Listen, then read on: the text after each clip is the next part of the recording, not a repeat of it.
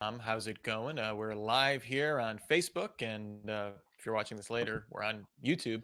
We're going to be talking about some IT news of the week with the Gestalt IT rundown. I have, of course, the one, the only Tom Hollingsworth to my right in the video screen. I'm not going to try and point anymore because I always get that wrong. Yes. See, Tom, you did the exact same thing. But we're going to be talking about some IT news of the week. But Tom, before we started, I just wanted to let everybody know I upgraded to the latest release of macOS. What I don't even know what it's called because I'm a professional human being, and it's fine. Whatever. It killed Levelator, which is a bummer for me, but I can live with that. But the big thing is that full screen apps, doing like a split screen, full screen app, I know that's a contradiction in terms, is still a hot garbage fire, especially for a browser. Because like what you want to do with a browser is switch tabs. You can't do when it Mm-hmm. goes full screen. Switch the tab. I think the most important thing to realize is that Catalina isn't even the best salad dressing, let alone the best operating system. Now, macOS Thousand Island will be a surefire hit. That's coming next. Good thing they canceled macOS Russian. I don't think that's very timely. Be bad. Be a bad sitch. If they want to go too mainstream, maybe macOS Ranch, of course. Mac OS Chipotle Ranch, which is the bug fix update. That's the snow leopard of macOS Ranch. Are you ready to talk some IT news, not dressing puns? Or they're not even puns at this point. They're just referencing dressing is where we are at right now. You're right. I think we should probably move on to something of substance. Yes. So we'll be talking about French dressing next. All right. I'm going to play some music, and then we're going to get started. And I'm excited because we have a lot of cool news to talk about. So let's hit it off. And of course, I must the thing. So we'll take 2 seconds here. All right.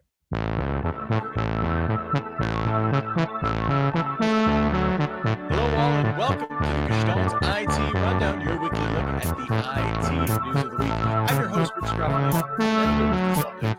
Joining me from across cyberspace is the one, the only, the sir himself, Tom Hollingsworth. Tom. Hi, Rich. Thanks for having me on. I've really enjoyed not being sick this week like I was last week, so I'm pleasantly happy to be upright and not on death's door. Yes, and a big thank you for Stephen Foskett for stepping up while you were recovering from that hideous disease. One thing that we will never recover from is my love of doing a segment we like to call News or Not. This is where we have a ton of news just kind of in the wings this week. We can't quite get to a discussion of all of it, so we're going to just go with a one-sentence News or Not declaration by our own Tom Hollingsworth. Are you ready, Tom? I am ready. All right. First up, we're going to be talking about AWS. They announced that Amazon's consumer business migrated 75 petabytes of data from nearly 7,500 Oracle databases to multiple AWS services, officially decommissioning its final Oracle database in the process. Amazon still has some third-party services tied into Oracle DBs if you want to get technical, but 100% of Amazon's proprietary systems are now running on AWS. I know it makes Larry mad, Tom, but news or not? This is news because you can talk about getting off of a platform all you want, but until you actually make the step to get it done, it's not a thing. And Amazon just fired their shot across the bow of Larry Ellison's volcano layer. It's a thing now. Yeah, and very, very interesting. There was a really great write-up on this on SiliconANGLE, so make sure you check that out. We'll have some show notes there to check that out because I was really enjoying reading the write-up and kind of the politics and the history of kind of Larry, kind of negging AWS that they still run on Oracle. So very interesting stuff. Next up here, Intel shook out the couch cushions and found $27 million to acquire Smart Edge software business from Pivot Technology Solutions. This is an edge computing solution that runs on x86, designed to help quickly split and store data on edge for 5G. Bingo, by the way. Tom, news or not? Not really. Edge computing plays are still 2 to 3 years out of valuable resource. And I think that Intel is basically just trying to scoop somebody up on the cheap so that they can integrate that into the R&D that they're doing right now. In other news, though, I do want to get a hold of Intel's couches. They're still quite a bit smaller than Apple's, where I think you can get a cool $1 billion if you just really dig a little bit, but still impressive nonetheless. In security news here, Tom, this might be of interest to you. A flaw for the Linux command sudo, we all know, it was disclosed, allowing anyone using a version prior to 1.8.28 to append a -1 to a user ID and be allowed to run any command as root, regardless of what permission that user actually had. This is caused because the function that converts the user ID into a username treats a -1 as a 0, which then signifies that that person would have root access. A patch has already been released for most distributions. It should be out there for basically everybody that can patch, available ASAP. But news or not that sudo has this vulnerability for so long. Why they decided to use signed integers for process priorities will never cease to amaze me. Okay. Maybe, Yeah, maybe when they get to here's the version deal. 2.0, that'll they'll be able to fix that. This is a common problem that we see in software development right now. People are finding exploits in code because who QAs sudo? It's literally something that just exists on the system. I don't know. It's like QAing NTP. You can do it, or you can do something useful with your time.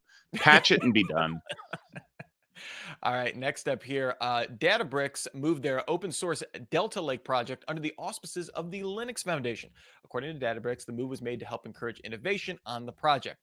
Delta Lake has gained popularity across any number of large enterprises in helping to increase the reliability, accuracy, and efficiency of data lakes. If you know what it is, that's an extremely simple explanation. If you don't know what it is, I hope that helps in some way. An open source project becoming more open sourcey, news or not here, Tom? I don't think this is news just because I've seen a lot of projects that are getting moved to the Linux Foundation recently. And this doesn't feel like the glue factory for old horses yet. But I get the feeling that people move their stuff to the Linux Foundation when they realize that the amount of time they're going to have to invest to make it actually a thing is way beyond their kin. And so they're like, you know what? We're just going to give it to somebody who actually cares. Yeah, it seems to me that, obviously Delta Lake has, I don't even want to say momentum, but it has a large enough user base that taking it away from any one particular company's governance and giving it to an institution like the Linux Foundation, yes, it encourages innovation, but yeah, it does take a lot of development time off of their hands. Yes, it's an open source project. I know all the politics of that get a little weird in terms of corporate involvement, but maybe not the glue factory for the project, but the glue factory for the bags and bags of cash that they don't want to spend on it anymore. Yep. All right, and finally here with news or not, following PayPal's announcement about a week and a half ago now, eBay, Stripe, MasterCard, Visa, and the Argentinian-based financial services company Mercado Pago, which is actually really huge across Latin America, announced their withdrawal from the Libra Association. In statements, Stripe stated that will continue to work with the Libra Association in the future, or is at least open to doing so, while Visa stated that the factor in their decision to leave was being able to fully satisfy all requisite regulatory expectations. Ouch.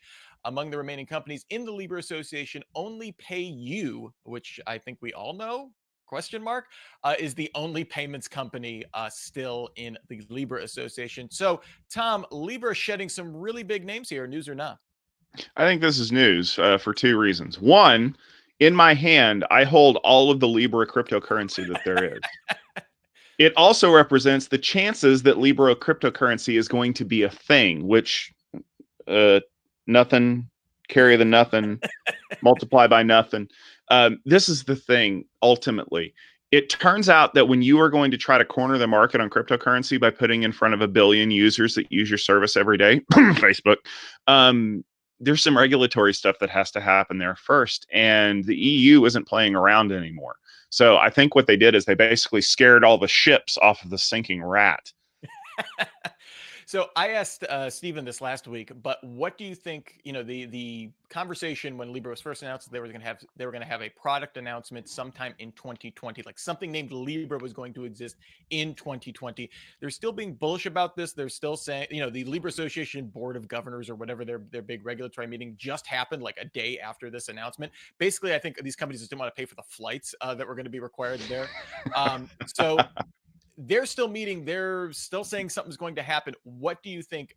End of 2020, December 31st, 2020, does something named Libra exist that someone can pay for something with?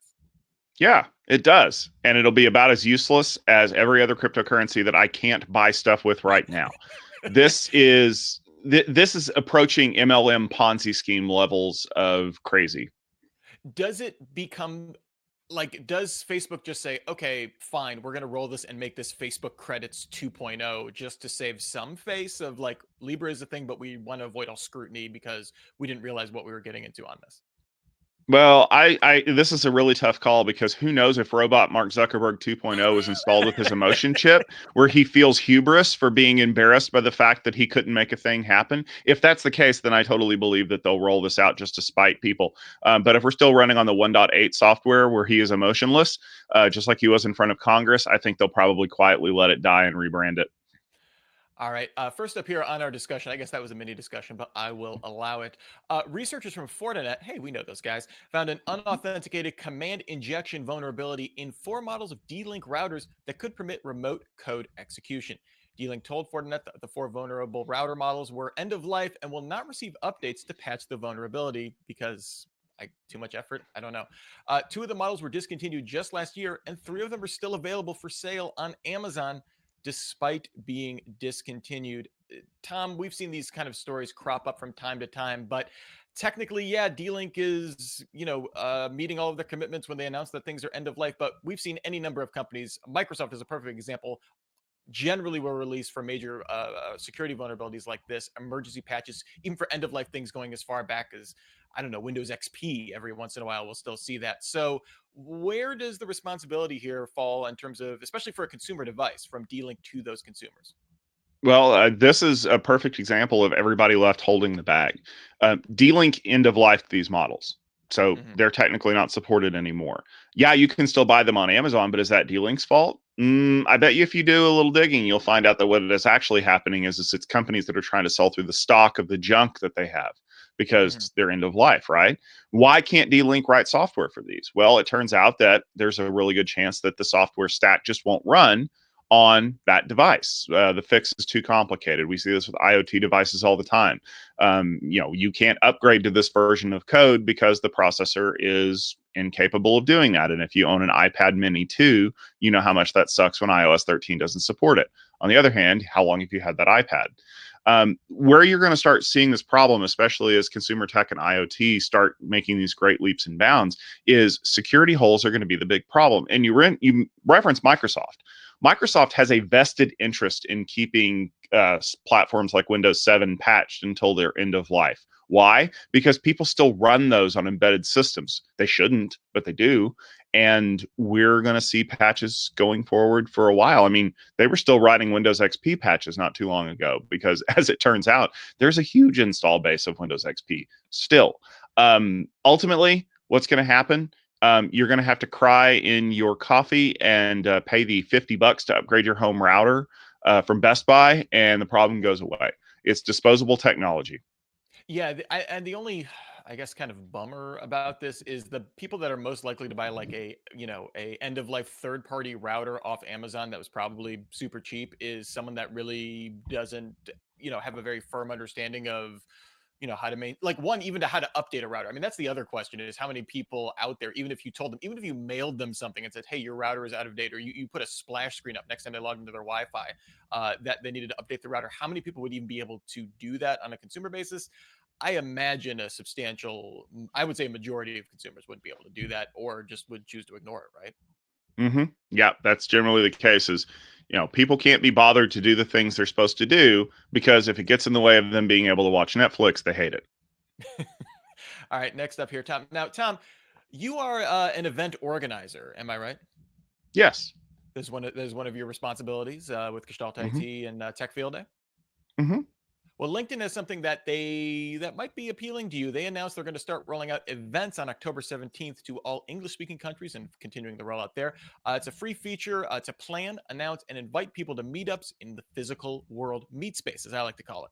At launch, the feature is fairly limited to users only able to create announcements and invite first-party contacts. So you can invite a friend of a friend of a friend or something like that. And there's no way to promote beyond that.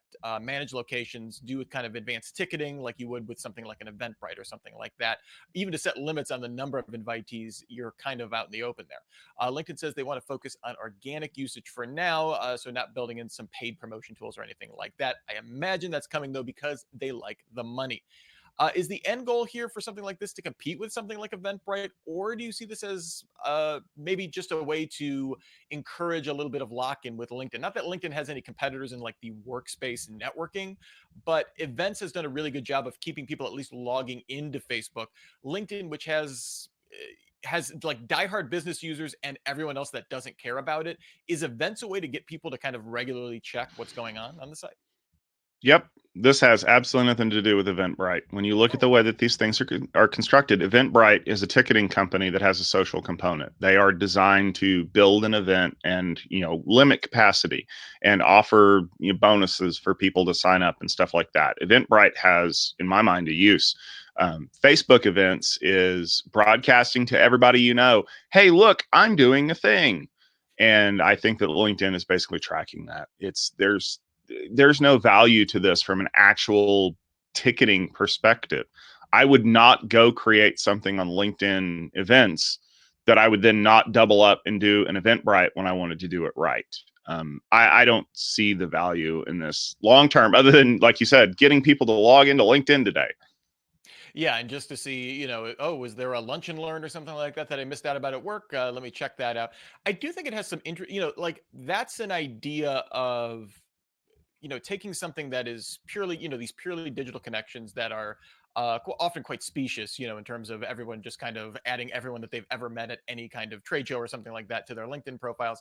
But the idea of adding in a physical component, I don't know, like to me, if that takes off, that's a big if, right? Because one, it has to be, again, not people just adding everyone that they know and treating it as spam, right? If they can find a way to keep it reasonable, keep it well managed, and maybe even roll in something where it becomes a paid feature for organizations, and provide some value both to users and to organizations. I think that's the key here, is that again, it has to not be spam. It has to provide some sort of value. I don't know, adding in that physical component potentially changes the way maybe you interact with the network long term.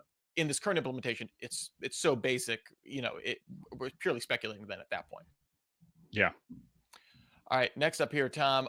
Someone that's not speculating is the private equity fund Thoma Bravo. They bought the UK-based cybersecurity giant Sophos for $3.9 billion. Thoma Bravo has previously acquired a minority stake in McAfee and had reportedly been interested in a full acquisition earlier this year, so we will see where that goes. You may not have heard of this private equity fund before. I mean, how many private equity funds can you name, Tom? Not many for me, but you've probably heard of some of their acquisitions like Barracuda Networks, Veracode, Imperva, and ConnectWise. HP recently acquired Bramium, and someone always seems to want to be interested in McAfee, whether it's Intel actually buying them or any number of rumors that we've heard over time. Are we starting to see a little bit of a security bubble in terms of everybody kind of wanting a piece of that pie internally for large organizations? Yeah, I think we are. VMware, the Carbon Black acquisition is going to drive a lot of this. I think what Thoma Bravo's thinking is that there's going to be a lot of positioning against Carbon Black, and honestly, Sophos was probably a better solution than McAfee. We know that McAfee's traded hands a few times. It was Intel's, then it's not Intel's. I think this is a good move overall, but I'm a little curious about the strategy here. Thoma Bravo has bought a lot of companies recently, and they don't seem to have anything to do with each other. And it I seems mean, like that's Thoma Bravo's nice, vaguely, yeah. yeah, they're content to sit in the back and stroke a cat and plot some kind of weird world domination thing. Really, what they're trying to do is they're trying to pump the price a little bit and package it up and get it ready to sell off again. That's mostly what these private equity firms do. Don't kid yourself. This is not about shareholder value. This is about Thoma Bravo value.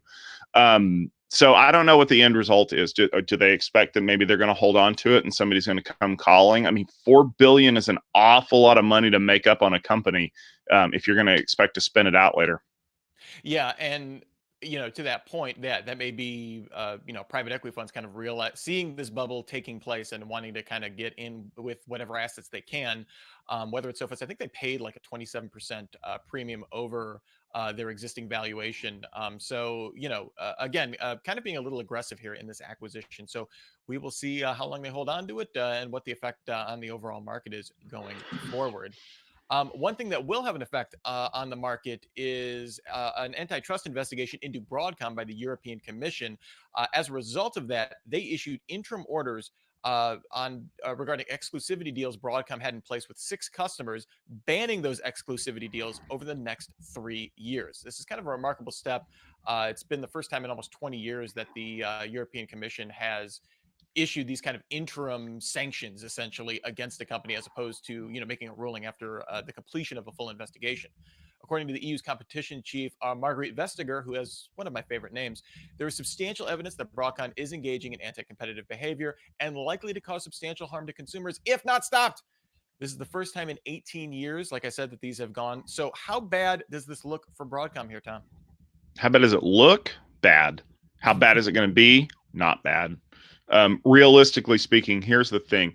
Broadcom got slapped on the wrists because, as it turns out, when you're a merchant silicon vendor, you need to be a merchant to people. And I think what happened is that they got crossways with somebody who didn't want to pony up the money for an exclusivity deal. So they go rat them out to the EU and say, Dad, he won't let me play with him. And so what's going to happen is they're going to get scolding from the EU. Scolding's probably going to require some money to be exchanged, in the forms of a fine, which the EU has actually been pretty good about fining people. And then what? We're going to say the Broadcom can't sign any more exclusivity deals with customers for how long? 2 years, 5 years? Or if the fine's big enough, we don't care if you sign any more exclusivity deals. And what's going to happen is Broadcom's going to come right back and say, well, why is it that we can't sign an exclusivity deal with these companies when those companies over there have done the same thing? Because this is the way that people do this.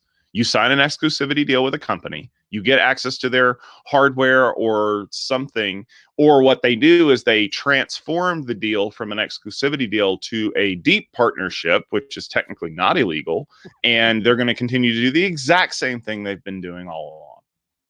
Yeah, I think the larger implications here are the fact that the European Commission is willing to put these interim sanctions in place and being a little bit more aggressive with that, maybe signaling that will maybe become more common in anti-competitive cases going forward. Because I mean, a lot of times we hear about these investigations, and it's literally, upwards of 5 years that these investigations can take, or longer, where any harm that's done to consumers by having, whatever this exclusivity is, has already naturally been done, and any fine that you're going to levy is not going to, you can't put the genie back in the bottle at that point. So maybe that's the bigger implication here. The other thing that I think is interesting is, who's the benefit of a non-exclusive Broadcom arrangement? Oh, hey, here's Huawei. Just like, Yeah. hey guys, do you guys need some chips? I know, maybe Qualcomm as certainly has some overlap for sure, depending on what the market is. And these were things like set-top box modems, that kind of stuff. But that's really Huawei's bread and butter. So I'm interested if that will have a unintended consequence. I mean, I'm sure it's not unintended. The EU and the European Commission knows what the competitive landscape is for these kind of chips, but still, I think that's something that's maybe a little underreported, is that this is actually really good news for Huawei too. Mm-hmm. All right, and we're going to be finishing up here. Commvault GO is going on right now. In fact, you should check out our Tech Field Day exclusive coverage we have going on there. We had just had a live blog going on from the keynote, so you can check that out at gestaltit.com. But there were some product announcements from there, and the big one that seems to be getting a lot of buzz is Metallic. This is a set of cloud-native data protection services squarely focused on the mid-market. In fact, I mean, Commvault came out and said, we talked to the mid-market, we designed it for that market. This has a SaaS-ish business model. I don't know if you could technically qualify it as that, looking at monthly and annual subscriptions. And it comes in 3 versions. First up, there is Metallic Core Backup and Recovery. This is for file servers, SQL, VMware is going to be backed up either in the cloud or on-prem with Linux and Windows support, as you might imagine. There's Metallic Office 365 Backup that does Exchange, OneDrive, and SharePoint. And then they have an endpoint recovery as well that can run on Linux, Windows, and Mac OS. Customers can choose a backup target, whether that be the public cloud, the Metallic public cloud, which they run, I mean, essentially, you're still going to be running that on some sort of public cloud, a mixture of both with support for AWS and Azure. And I think that may be the most important part here. They're going to be competing with companies like Clumio and Druva in this public cloud-based SaaS backup space. And Druva definitely, comes from that endpoint protection is evolved into a larger offering and that kind of stuff. But all of those are AWS, I'm pretty sure, exclusive in terms of where they're going to back up here. You get the Commvault support services history and that kind of long legacy there, which has real tangible benefits down the line for these mid-market companies. Is that and having public cloud options a thing that will help them break into this market, Tom? I think so. Ultimately, you've got a big company who's probably one of the most well-known in the backup recovery, disaster recovery space. I mean, when you look at the Gartner Magic Quadrant that was just released, Commvault's pretty high up in that corner. Ultimately, though, this is the question: can a big company compete in a smaller market against competitors that are specifically designed to capitalize on that? I would like to hope that this works out for Commvault, because we've seen over the last year or so that they've had their challenges, but they seem to be sailing through them. And this kind of speaks exactly to what a company needs. Companies don't need giant tape robots anymore. Companies do not need multi-tier offsite replication, vault, blah. They want a target to the cloud and be done with it. And they're not trying to do anything cute with searchability or secondary storage or anything like that. I want my data to survive a fire or a tornado or somebody accidentally deleting a file they shouldn't have. So I think that this has potential. This could be a huge revenue source for Commvault if they can start getting people on board against the people that they're competing with. It's interesting in these cases, we've seen companies like Commvault, NetApp also comes to mind in terms of companies that have these large established, I don't even want to call them legacy businesses, but established lines of business, established ways of operating, and how they're finding ways to modernize and to really speak to customers that maybe have never heard of Commvault or something like that before, and opening up to new lines of business where they can't rely on, well, everyone knows who Commvault is, right? And building an offering that is outside of the name recognition and the history that comes with it, valuable as that is assuredly for any established company, and being able to compete against companies that arguably can maybe move a little quote unquote faster, be more agile, something like that.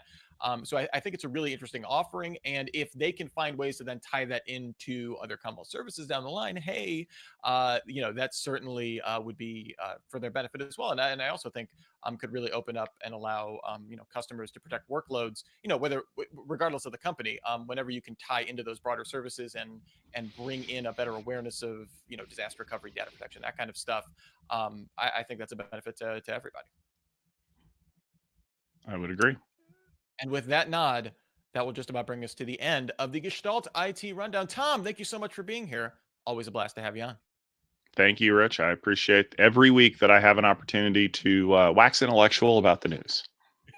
As well, you should. And if you want to join us for waxing and waning intellectual, I guess, you can find us every Wednesday at 12:30 p.m. Eastern Time, streaming live on Facebook, and then later on the YouTubes for the Gestalt IT Rundown. We like to keep to about a half hour. So if you like it, share it, like, subscribe, do things that you do on whatever platform that you're watching it on. We definitely appreciate it. Until next Wednesday, I'm Rich Stroffolino. That's Tom Hollingsworth. And we're wishing both of you, or both of us, are wishing you to have a super sparkly day.